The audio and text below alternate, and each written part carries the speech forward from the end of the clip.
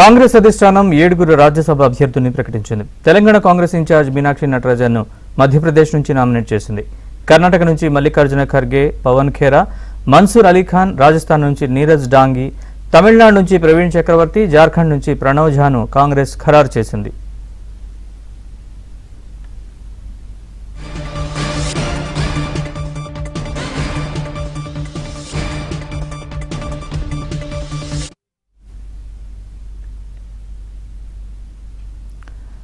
కాంగ్రెస్ అధిష్టానం 7 రాజ్యసభ అభ్యర్థుల్ని ప్రకటించింది. తెలంగాణ కాంగ్రెస్ ఇన్ఛార్జ్ మీనాక్షి నటరాజన్ను మధ్యప్రదేశ్ నుంచి నామినేట్ చేసింది.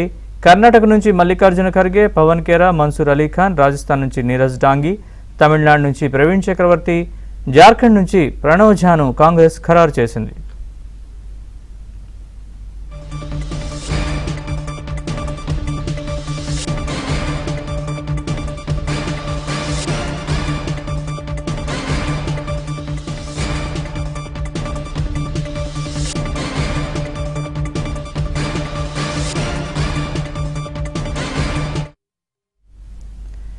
రాజ్యసభ అభ్యర్థుల్ని కాంగ్రెస్ పార్టీ ఖరారు చేసింది. తెలంగాణ కాంగ్రెస్ ఇన్ఛార్జ్ మీనాక్షి నటరాజన్ను మధ్యప్రదేశ్ నుంచి కాంగ్రెస్ ఖరారు చేసింది. దీనికి సంబంధించిన పూర్తి వివరాలని మా ప్రతినిధి సిద్ధార్థ్ అడిగి తెలుసుకుందాం. సిద్ధార్థ్, చెప్పండి.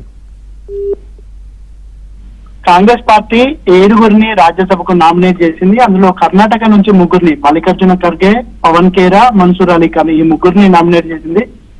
మధ్యప్రదేశ్ నుంచి మీనాక్షి నటరాజన్ ని నామినేట్ చేసింది. ప్రస్తుతం మీనాక్షి నటరాజన్ కాంగ్రెస్ పార్టీ తెలంగాణ రాష్ట్ర వ్యవహారాల ఇన్ఛార్జ్ గా ఉన్నారు. ఆమెను మధ్యప్రదేశ్ నుంచి రాజ్యసభకు పంపారు.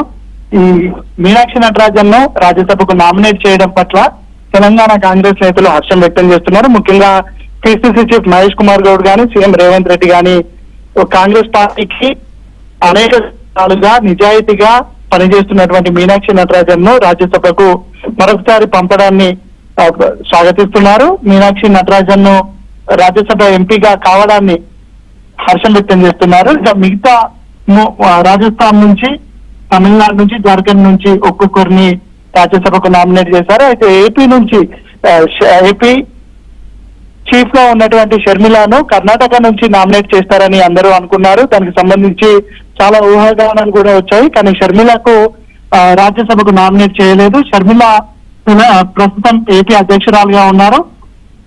రానున్నటువంటి ఎన్నికల వరకు తాను కష్టపడి పనిచేస్తే ఏపీ నుంచి ఎమ్మెల్యేగా పోటీ చేస్తే మెరుగైన అవకాశాలు ఉంటాయని భావించినటువంటి నేపథ్యంలోనే తనని రాజ్యసభకు నామినేట్ చేయలేదని కాంగ్రెస్ నేతలు చెప్తా ఉన్నారు.